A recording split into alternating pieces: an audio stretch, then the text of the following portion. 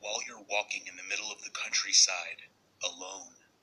Well, you must know that if you wake up inside a house that you don't know, on a mattress in a room stained with blood, you could have been taken by Eivl Kid.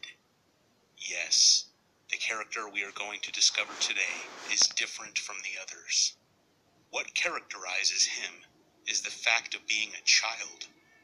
The age of the child is 9 years old. He is elegantly dressed with a blood-soaked knife he uses to kill victims. If you look him in the face, blood comes out of his mouth, nose, and eyes. He is not just any child. In fact, Eivl Kid is a kind of zombie. Let's start to understand his story. Eivl Kid was born in Kiev, in Ukraine. His name is Roman. He happily grew up with his family. His brother died when he was 5 years old. Roman has always been well and happy. At school, he was fine. He was a very normal child, like everyone else. The only problem that Roman has always had is that he has bad dreams. Or the others were convinced that he had bad dreams. Roman, in fact, woke up at night and began to feel cold and afraid.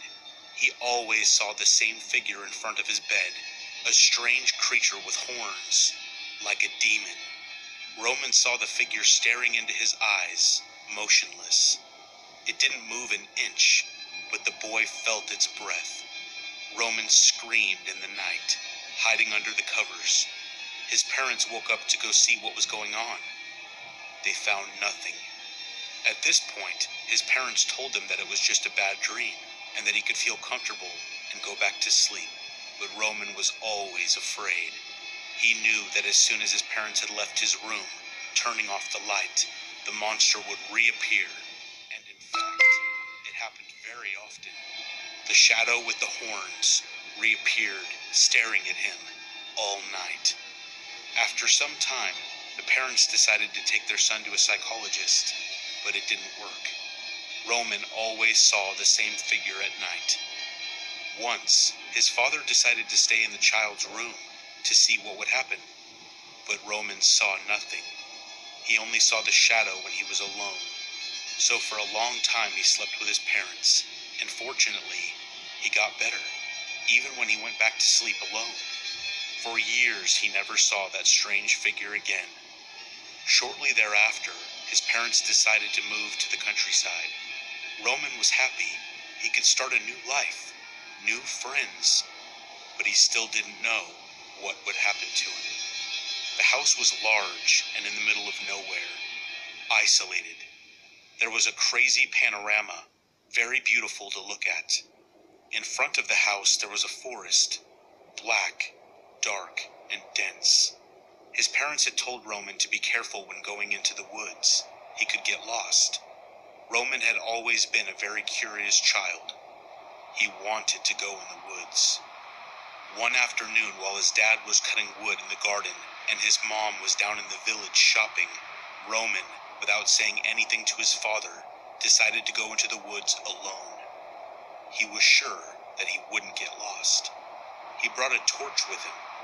The forest, even if it was sunny outside, was dark. Roman walked slowly, entering the woods. A strong smell hit him instantly. It was strange. It was a little cold inside, but it was splendid. It was an almost enchanted forest. Above him he saw birds singing.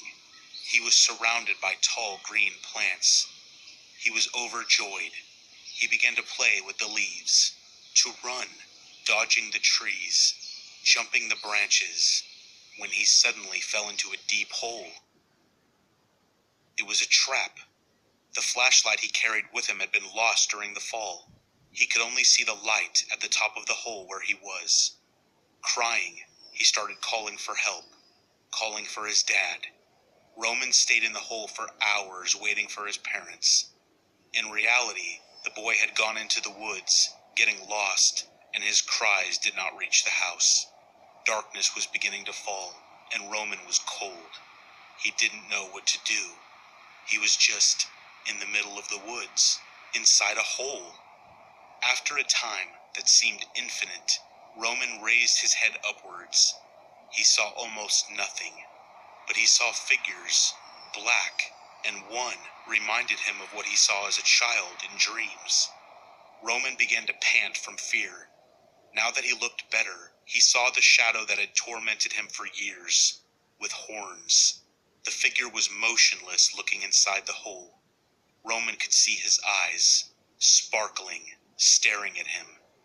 After minutes of staring at him, Roman felt something under him. He tried to look, but nothing was visible. When he looked up again, the shadow with the horns was gone. Suddenly he heard a series of noises, as if someone was digging, something that moved slowly. The darkness did not allow him to see very well, but then Roman saw men approaching him with a large chest. Roman was petrified with fear. He could not move. Those men suddenly turned the chest upside down. It was full of dirt. Roman, shouting, was buried from the dirt, suffocating, dying. Those mysterious figures had buried him alive. While this happened, Roman's dad had noticed the absence of his son. He had begun to look for him desperately in the woods by calling him, but he hadn't found him. Returning home in the dark, he and his wife called for help, which began the search that night. But nobody knew that a transformation was taking place in those woods. It was almost 3 a.m.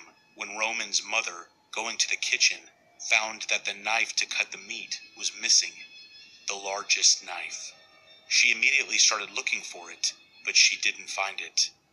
Worried, she went to the window of her house to look, thinking of her son, where he could be at that moment. Roman, however, was behind her with a knife in his hand. He had already entered the house. Roman's father, after hours of searching, decided to go home and rest a little.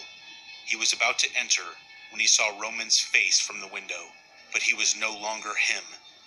The boy had become a zombie, a cursed boy. His gaze was empty. The skin was very white and decaying, and he showed the knife in his hand, stained with blood. Roman's father, terrified, immediately entered the house. He was petrified when he saw his wife slaughtered on the floor. He didn't even have time to speak, to understand what had happened. Roman stabbed him 7 times until he died. Time passed. Nobody ever found the child, Roman, or the evil kid. He had hidden. Nobody had found him. The house where he brings his victims is the same where he killed his parents. We can see that evil kid in the secret room. Always keeps someone's body to have some fun. To explain it better, he pretends to be a surgeon. Many victims are later buried outside in the garden. Before killing a man, Roman usually cuts a part of the body and then hangs you upside down, waiting for you to bleed to death. With the body pieces he cuts, we don't know exactly what he does. Maybe he eats them.